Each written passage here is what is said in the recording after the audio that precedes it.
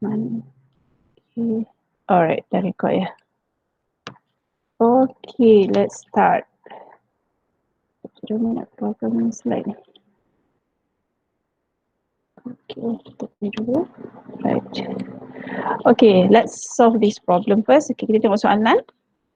Okay, dia cerita pasal apa? Dia kata pasal assembly line. Kita ada task A, B, C, D, E, F, G, H. Dan ini adalah task time dalam second, saat. Okay, kau dapat soalan check dulu adakah dalam minit ataupun saat. So, sebab apa? Dia akan kaitan dengan your punya cycle time. Cycle time perlu tak kita cari sampai ke level saat? Kalau setakat minit, okay. Kalau saat, dia kena convert lagi jadi saat cycle time nanti. Okay, kali ni dia tak bagi kita gambar, dia suruh kita lukis. Okay. And apa masuk yang kolom belah sini? Kolom belah sini selalu menceritakan apa kaitan dia dengan next ataupun sebelum task yang ada. Usually kita akan buat daripada A, B, C, D, E. Dia memang berturut. Okay. Dia tak pernah patah balik. So, kalau kita baca kat sini, so kalau kita nampak A dash, maksud dia A tu akan jadi permulaan. Okay. Lepas tu macam B ada kaitan dengan A. So maksud dia A dulu, dia akan masuk ke B. Macam tu. Kita tengok task C berkaitan dengan task A. Maksud dia daripada task A akan pergi ke C. Baca macam tu. Okay. So jangan terbalik. Ada orang dia baca terbalik.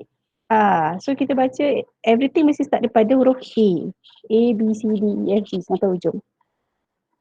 Okay, kita dah ada maklumat. And then kita tengok draw a precedent diagram. Maksudnya kita kena lukis bubble and arrow. Which task is bottleneck? Dia tanya. Compute the cycle time kalau output dia 50 unit 1 jam. So kalau kita ada data pasal 1 jam dia produce berapa, so boleh tak kita cari untuk 1 unit? Boleh. Okay. Suggest suitable cycle time that will help the company to achieve maximum output. Okay. Maximum output, minimum output berkaitan dengan minimum cycle time dan juga maximum cycle time. This thing have been discussed dalam Umi punya YouTube part 2 tak silap Umi ke part 1. Dia ada cerita pasal macam mana kita nak cari bottleneck. Macam mana kita nak tahu cycle time, minimum cycle time apa, maximum cycle time apa. Okay, semua-semua ni ada dalam YouTube. Kalau tak faham, you boleh buka balik YouTube. Okay, and then yang kelima, based on answer keempat, calculate the maximum output. Okay, so kita buat satu. Jom kita lukis dulu. Mari kita melukis. Okay, daripada table ni, mari kita melukis. So, kena ada bubble arrow. So, Umi bacalah. Okay, so daripada A akan mula. Anything kalau ada dash kat sini, maksud dia adalah permulaan. Okay, B dengan A, so daripada A, dia patah balik. Yang ni predecessor, maksud dia sebelum. So, task B sebelum dia A. Task C sebelum dia A, task D sebelum dia B. So, Umi lukis. Okay, lukis. Jangan risau, memang ada 2 task ni dia tak pergi mana-mana, dia terapung. Maksudnya dia habis kat situ. Okay. So, yang ni dia unik sikit sebab selalunya kan dia akan bercantum kan. Tapi untuk soalan ni, dia ada 2 task yang dia habis kat situ. Mungkin dia punya proses habis kat situ. Right? Dan kita baca, okay, buat satu-satu dan kita letakkan dia punya task time kat bawah ni dalam saat Okay, dah siap lukis. Kita check balik betul ke tidak. Okay, last kali H ni kena datang pada G. So H daripada G. Lepas tu G ni berkaitan dengan F. So G, F. Lepas tu F ni datang daripada C. So betul. And then E ni special daripada B and C. E daripada B dan C. Okay. And then kita tengok D daripada B. And then A daripada C. Okay. C daripada A. So, and then last sekali B pun daripada A. Okay, betul. Bila dah betul, kita akan buat soalan kedua. Soalan kedua tanya apa? Which task is bottleneck? Okay, menurut definition, task yang bottleneck adalah task time yang paling maksimum. So, dalam semua bubble arrow ni paling maksimum adalah 55. Betul? So dia adalah bottleneck. So jawapan dia task A. Tu je jawapan dia. Okay, sebab dia tanya yang mana dan berapa banyak task ni adalah penyebab bottleneck. So definition bottleneck adalah task time yang paling maksimum iaitu 55. Dah jawab. Okay, soalan seterusnya. Compute the cycle time with a desired output of 50 unit per hour. So the cycle time tahu adalah masa untuk membuat satu unit. So sekarang kita tahu 50 unit disiapkan dalam masa 1 jam. 1 jam berapa minit? 60 minit. Tapi kita punya tasan dalam saat. So convert lagi 60 minit, darab lagi 60 saat. Okay. So kita akan dapat cycle time kita 72 saat. Okay. Production time ni maksud dia dah beritahu 1 jam menghasilkan 50. So 1 unit dihasilkan selama berapa saat. So 60 minit dalam 1 jam kali 60 saat sebab kena convert jadi saat. Bahagi dengan 50 unit sebab dia beritahu kat sini.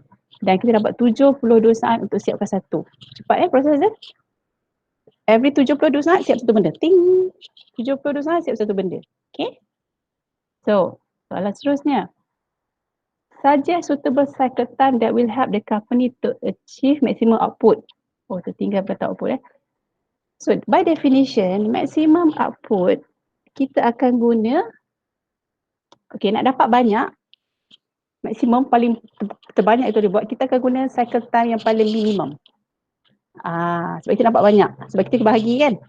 So, pembagi dia kena kecil. So, nak dapat maximum output, kena bagikan dengan minimum cycle time. By definition, minimum cycle time adalah the longest task time yang kita cari tadi. Yang kita jumpa, kita tak cari pun, kita tengok je. Okay. So, 55 second. Okay, ini adalah definisi. Okay, dia bukan formula, dia definition. Nak cari maximum output, kita guna minimum cycle time. Minimum cycle time tu apa? Minimum cycle time tu adalah bottleneck ataupun the longest task time dalam task-task yang ada. So 55 saat. So boleh tak kita cari berapa pengeluaran dia? Kalau kita guna minimum cycle time 55, boleh. So apa kita buat? Maximum output 60 kali 60. Okay, sebab 1 jam. Bagi dengan 55. Kali ni cycle time ni kita decide untuk guna 55. Berdasarkan guna minimum cycle time. Yang tadi kita kira itu berdasarkan dia punya output yang telah diberi. 50 unit sejam. Tapi yang ini dia ikut untuk definition. So maximum output yang lain tu boleh keluarkan adalah sebanyak 65 unit. Okay, sepatutnya 65.45 tapi kita kena round down. Okay, sebab tak siap lagi kalau tak cukup. Right? So, maximum output dengan menggunakan minimum cycle time kita dapat 65. Okay, tu yang jawapan dia nak. Okay, next kita nak assign dalam workstation. Okay, ni gambar asal. Okay, jom kita assign. So, dia ada bagi syarat tak? Dia ada 2 syarat. Satu syarat greatest positional weight atau kepala. Yang kedua most following task atau echo. Echo yang banyak, bubble dia banyak kat belakang. So untuk yang ini dia tak ada bagi syarat. So kita tak perlu nak guna syarat. Okay. Lagipun kita akan start dengan 1 sebab dia ada kepala dia ada 1 je kat sini A. So kita akan start dengan A. Okay. So dia tak payah ada tiebreaker. Dia tak ada kepala banyak-banyak. So bila dia ada 1 je choice, nak tak nak kita kena start dengan A. So kita buka workstation. Okay. Yang ni dia tak minta so kira berapa workstation. So tak kira. So kita, yang penting kita assign dia. Sebab soalan tak minta N. Kalau soalan minta N kita kira. Yang ni soalan tak minta N. So kita tak perlu kira. So kita start dengan A. Sebab A first workstation, first task. So workstation 1. 72 saat ni kita gunakan cycle time yang telah dikira tadi. Okay. Daripada yang cycle time yang kita guna 50 sejam. Okay, so 72. So A akan start dulu. Dan kita assign A. Dan A kita 55. So 72 tolak 55. Kita dapat 17. Okay, kita tengok. 17 ni boleh tak masuk B atau C? Tak boleh, tak cukup sebab sini 17. Baki 17 tapi kita ada 30 dengan 22. So kita tutup. So kita tutup workstation 1 dengan berbaki 17. Okay. Okay. Make sure kita ni letak. Nanti kita lupa. Okay, pagarkan siap-siap. Okay, buka workstation kedua. Bila buka workstation kedua, kita akan start dengan berapa cycleton dia? Lagi sekali, 72. So, 72 kita start. Kali ni kita boleh pilih B dengan C. Ada syarat tak dia bagi? Tak ada. So, kita boleh pilih. Kalau Umi pilih yang besar dululah, kita nak bazir. Okay. So, Umi pilih B. B 30. So, ada 42. Boleh masuk lagi tak? Kita boleh pilih antara D boleh tak? D boleh. Kita boleh pilih antara B dah pakai, so D boleh dan C boleh. E boleh, E tak boleh sebab C tak gerak lagi. So pilihannya ada C dengan D. Okay. Kalau C dengan D, Umi pilih D. 35. Okay. E ni tak boleh pilih lagi sebab C tak gerak. Nampak ada arrow kat sini. Dia kalau ada arrow memasuki dia, kita kena selesaikan dulu. So untuk yang pilihan yang seterusnya, Umi ada pilihan C dengan D saja. C dengan D saja. So Umi ambil D lah, tak nak bazir sebab 35. Kan boleh letak lagi. So Umi letak 35. So baki 7. Ada tak boleh masuk lagi? Tak boleh. So Umi tutup. So workstation 2 dah tutup berbaki 7. Okay. So Umi pagarkan 2 ni dulu. Okay, next. Kita buka workstation ketiga. Okay. Sekarang buka workstation ketiga. Workstation ketiga, again start dengan 72. Kali ni, Umi boleh start dengan C saja sebab E tak boleh pilih sebab C tak gerak lagi. So C 22 ada baki 50. So C dah pakai. So sekarang Umi ada choice sama ada Umi nak pergi E atau F. Okay. Pilihan kedua antara E dan F. So baki 50. So jangan bazir. Kita jalankan E dulu. So cantik, tak ada baki. So just nice. So kita tutup workstation ketiga dan pagarkan dia. Alright. Okay. So seterusnya perlu tak ada pilihan? Tak perlu sebab dia kena berturut. Dia tak ada choice. Okay. So kita akan buka workstation keempat dengan 72. Kita akan letak F. 15. 72 tolak 15. Ada 57. Okay. 57 and then kita terpaksa ambil G. G 5. 57 tolak 5. 52. Dan last sekali H 10. So kita ada baki 42. Okay. So jangan lupa kita pagarkan yang last sekali. So semua dah masuk dalam workstation masing. Okay. So apa kita buat? Kita kira total idle time. Campurkan idle time yang kita kira tadi. Okay. Yang pertama kita ada 17 tadi. Kedua 7. Ketiga cantik tak ada baki. Dan keempat 42. So total idle time kita 66 saat. Okay. So habis tu sahaja. Simple. Kalau you faham step by step, you boleh buat. So quiz 6 already online lagi 9 minit.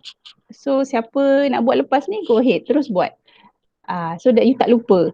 Nanti kalau you peram lama-lama nanti kan nak buat lusa ke apa. Alamak, apa Umi ajar tadi ya. Kan susah. Okay.